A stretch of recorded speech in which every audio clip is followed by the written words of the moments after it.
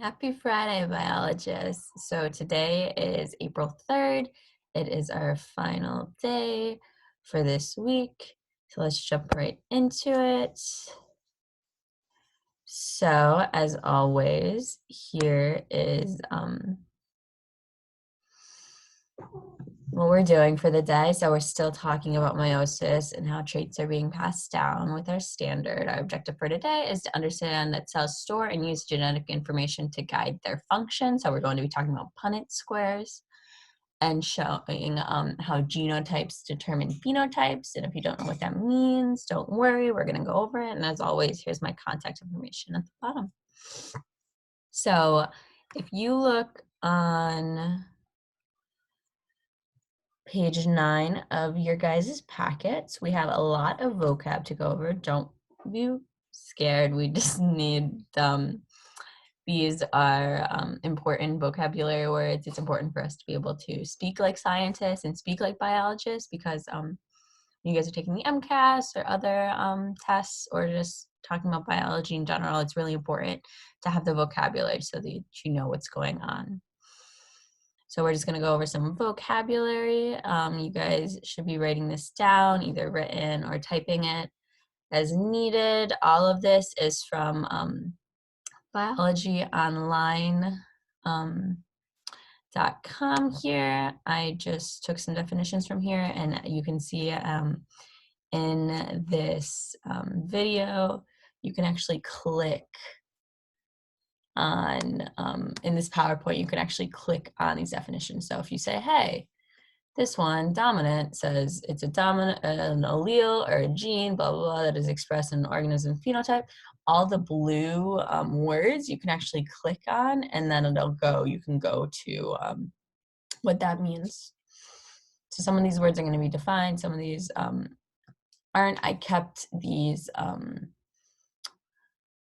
the specific wording just so that we become more familiar with these biological definitions and words. So dominant and recessive is something we're going to talk about a lot today. So dominant is going to be the form of allele. If it is present, it is always going to be expressed, meaning if a dominant allele is always going to be, if we have one present, then it's going to be expressed. So no matter what. And this is going to be expressed with uppercase letters, like a D, an A, any uppercase letter, it doesn't matter. A Z, whichever one the problem designates. So it's just going to be uppercase letters. So C, M, so just capital letters is what's going to denote that it's a dominant allele. And alleles are always, and what we're talking about, we're going to be talking about Punnett squares later today, they're going to be just singular letters. And then recessive alleles are only expressed if there's not a dominant allele present.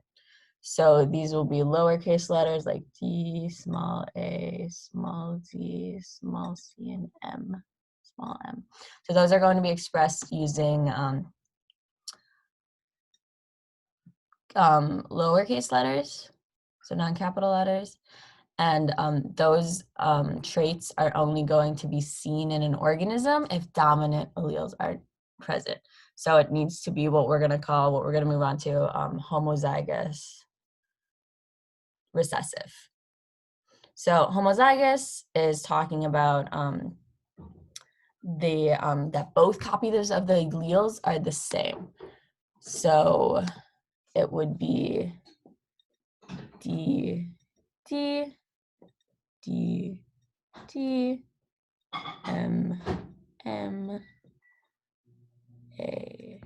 A.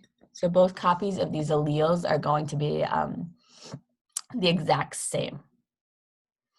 Heterozygous, on the other hand, is going to be, the alleles are going to be different. So we have two alleles, one from mom, one from dad. They're going to be different. So that would be A, D, D. So we have one capital and one lowercase. as expressed from our Punnett square, we have capital Z, lowercase c. And they're always going to be the same letter. The alleles, if it's representing the same allele, they're going to be the same letter. Just one is capital to represent dominant, one is lowercase to represent a recessive allele. And then depending on if it's homozygous or heterozygous, it's going to be the same or different, capital versus lowercase. And then finally, just a reminder of what an allele is. So an allele is a specific place in a gene that occupies a specific spot. So it's always going to be in the same spot on a chromosome. And then it's called a locus, if that might just be confusing, that's from the Latin, that controls the same trait. So I can draw real quick. So what our chromosome will look like. So that is a chromosome that is diploid. So it's got 2 copies of the chromosome. We got our left copy and then our right copy. And then an allele would be represented on the same space. So sorry, I made that too big, but that's about the same space. So those would be the same coding for the same traits, and coding the DNA that's coding for the same proteins and RNA is an allele. So I'm gonna erase all of this so it doesn't follow us on the next page. Pause me as needed. So write all this down and make sure that you guys got this.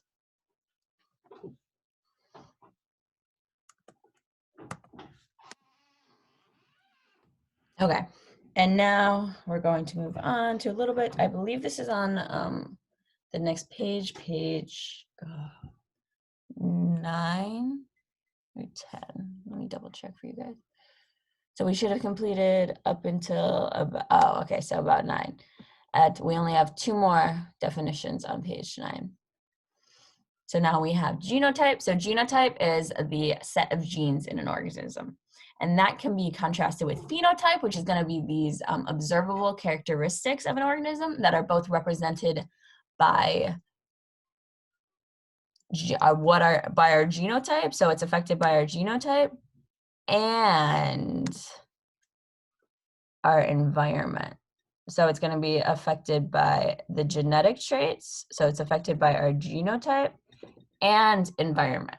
So sometimes our environment, if we're inhaling a lot of smoke, if we're people are in the sun a lot, stuff like that. So the literal environment, that can also affect how our genes are expressed, because it can mutate them and whatnot, or it can just affect what traits we have. So for example, if you're in the sun a lot, your skin's going to be a little darker.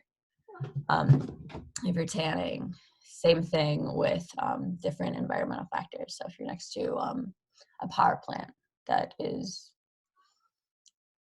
giving off all this bad energy, nuclear energy, it's going to radiate onto you and mutate some of your genes. And as a result, you'll probably see different phenotypes, different traits being outwardly expressed. So genotype is the inside, so it's what your genes actually are, and phenotype is what's being outwardly expressed. Okay, so now we're going to talk, we talked about what dominance is, what dominant alleles are. Now we're going to talk about what complete dominance is. So complete dominance is a type of dominance where the dominant allele is always going to be expressed no matter what. So completely mask the recessive trait. Incomplete dominance, on the other hand, is what we see in heterozygous organisms. So organisms that have that one uppercase representing the dominant allele and one recessive. So they have one recessive and one dominant, one recessive allele. And then the dominant allele is only partly expressed. So there's going to be a different type of organism. So that might be if it's for skin color or for fur color, it might, instead of black, if black is dominant, and then white would be recessive. If they're both expressed, you might see spots. So black with white spots. Codominance, on the other hand, is when both the dominant and recessive alleles are going to be expressed. So that would result in a mixture of each. So if dominant were red and recessive were white, the heterozygous organisms that express both recessive and dominant genes would be pink. Sex-linked traits are traits that are determined by the sex chromosome. So that means typically a lot of sex-linked stuff is on the X chromosome. So we have X and Y chromosomes to represent our sex chromosomes. Boys are XY, females are XX. And those are specific traits that are going to be located on those chromosomes. So examples of sex-linked traits are colorblindness, and typically those are going to be recessive. And because males only have one copy of the X chromosome, so they have, if they get it, then they have it. That's why a lot of males are colorblind rather than females, because they only need one copy of this trait of these genes to express it, because they only have one copy of the X chromosome. Okay, finally, Punnett squares are tools to help us, to show us how if we cross a certain type of male with a certain type of female that has different genes, what the probability of their offspring expressing those genes.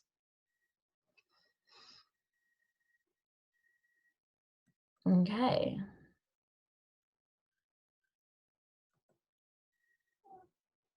So here's an example at the bottom of page 10 down here. You can be writing this down. So these are just examples of what Punnett squares can look like. So we can compare Punnett squares to compare virtually any type of trait that we want. So basically, we're just trying to see if we cross this organism with this organism, if they mate and they have children and they have this specific genes, what is the likelihood of their offspring having different genes? What are the different combinations that they could have? So you see here, this one's for pea plants. So we have a big Y representing what? Correct, our dominant allele. A small y is representing our lower allele, or our recessive allele, I'm sorry. And so we see that there's two small y's up here. So this organism is what? Homozygous recessive, good. And then this one has one large copy, one capital, one dominant allele, and one recessive. So they are heterozygous dominant, very good. So this Punnett square is showing us that they are, this gene is for color. As you can see, the different colors here. So the dominant allele means it's going to be yellow in color, and then the recessive allele shows that it's going to be green in color. So here's our cross. So basically you just go down. So we have each box takes over for one of these alleles. So we have YY, so we only have one option for our top guy. So Y is going to fall down here for each of them. And then big Y, little y, so each takes one row, and then Y, big Y for the top, dominant Ys, and then recessive Ys here. So then you can go through and say, okay, so this one is heterozygous, so that's going to show yellow, because our dominant allele, if it is present, is always going to be expressed over recessive allele unless there's some weird codominance, incomplete dominance happening. And then when it's heterozygous recessive, it is going to show the recessive trait. And we can do the same thing for eye color even. So both of our parents have brown eyes, which we see is the dominant trait, but they're both heterozygous for this trait. So they have one copy of the dominant trait or dominant allele, and then one copy of our recessive allele. So when they do a cross together, when these parents come together, they have a one child that is going to be homozygous dominant for the trait. They have two children, two chances of getting a child that is heterozygous for the trait, and then one of four chances that their child would be homozygous recessive, so have blue eyes. And this one is nice because Punnett squares can also show us probability. So if a question asks you, hey, what is the chances that this couple has a blue-eyed child? you would say, okay, one of these offspring potentially could have blue eyes out of 4 of these boxes. So that'd be 1/4, which is 25%. And here's more examples, so you can copy these down. Again, this is showing us color. And this one actually shows us the codominance that we were talking about. So we see that RR, homozygous dominant, gives us a red color. Homozygous recessive gives us a white color. And then when they are heterozygous alleles together, it gives us, both the recessive and the dominant traits are expressed, so they mix and give us a pink color. And then this final one, we can actually do Punnett squares with blood type. So this is blood type, so I'm sure you've all heard, oh, I have type A blood, type B blood, type O blood. So this is showing us that as well. So this is showing us parents who are crossed with one another. So one has type A blood and also a carrier for O, and type B blood with his carrier for O, and then it shows us the probability of their children having this. And I just want to make this clear that for each of these traits, it kind of resets for each child that they have. So every time that these two, if we were saying for the blood type, every time that these two people mate and have children, this is the chances that they have of that child having this blood type. So it's not because they have one child that already has AB blood, doesn't mean that, oh, that one's taken, so the next child can't have AB blood. So this is every time they have a child, it's going to reset the probability. Okay, so now you guys are going to move on to your practice. So on page 11, start with the vocabulary. So pause me now to complete 1 through 5. So you're just matching the definitions on the left with the terms on the right. So pause me now to do that. Okay, welcome back. By now you should have completed the vocabulary portion, so 1 through 5 on page 11. So now let's complete 6 through 11 on page 11 and 12. So you are going to circle as many choices that apply. So what a dominant allele would look like: recessive, homozygous dominant, homozygous recessive, genotype in which dominant gene must be shown, and then genotypes in which recessive genes must be shown. So do that now. Pause me to complete 6 through 11.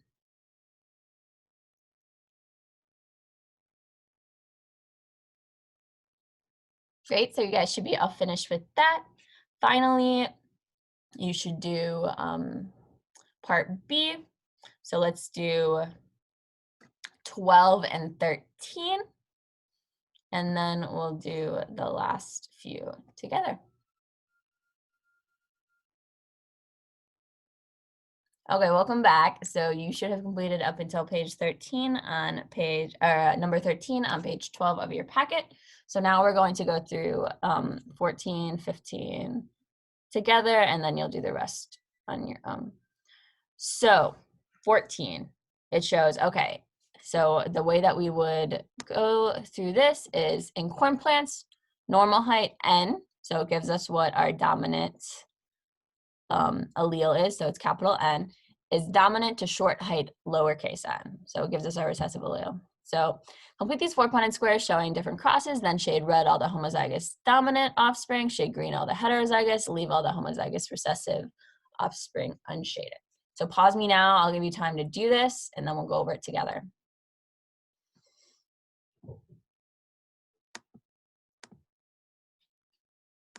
Okay, so by now you should have completed up until page 12, so you should have done 14, filled in all of these Punnett squares. Now we're gonna go over it together. So we see that this has an N up here, so we would draw an N. And then there's an N over here, so that cross gives us big N, little n. And same for this one, we have an N here, little n. And the exact same thing for the bottom, because we have our big N and our little n. Okay, now for the next one, we have our large N and large n.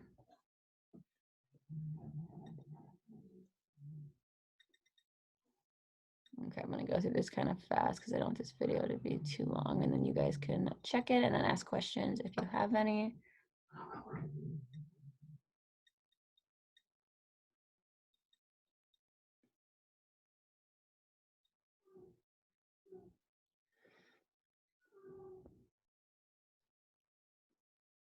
And then once you guys get the hang of this, you can start seeing patterns and all this. So we're gonna shade red, other homozygous dominant. So I'm just going to box them because I don't want to go over anything.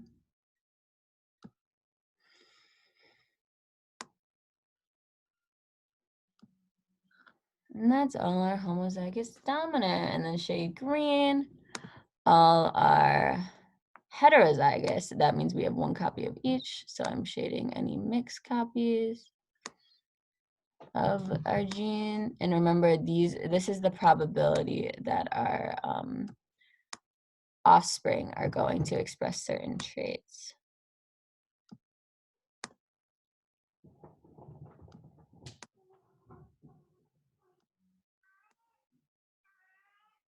Okay, so there you have it. And then it says leaving, leave the homozygous recessive shaded. So double check me if I did anything wrong, please let me know. I do not believe that I did though. So there you have it. That is page number 14 for you. So I am going to clear this. So pause me if you need it, rewind it if you miss it. I am going to clear all this. And then we're going to move on. Okay, so you can complete the rest on your own then. So do the rest on your own. So do page number 15 through 20 on your own. So pause me now. And then I will post up the answers to this in a separate document.